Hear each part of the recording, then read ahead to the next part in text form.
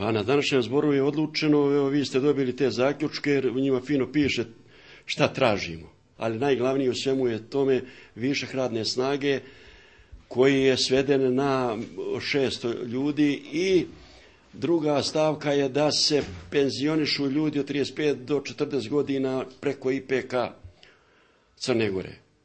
To je bilo rješenje koje ne bi mnogo uzdrmalo rudni boksitar, no bi se riješilo mirnim putem i ne bi bilo potresa ovih koji se dešavaju danas. Naši ostali zahtjevi su normalno plata, zimnica, regres i 5% za stambenu izgradnju. To je jedan zahtjeva na koje smo odgovorili sa advokatima iz Nikšića koji će voditi postupak. Oni nam duguju oko 2,5 miliona bez zimnice i regresa.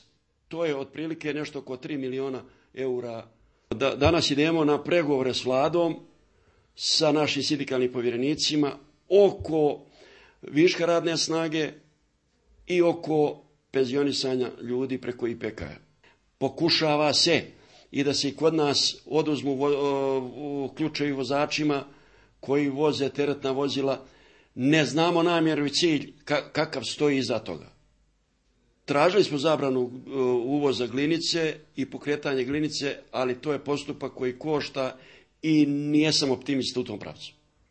Pa tu ima nekoliko načina da se radikalizuje.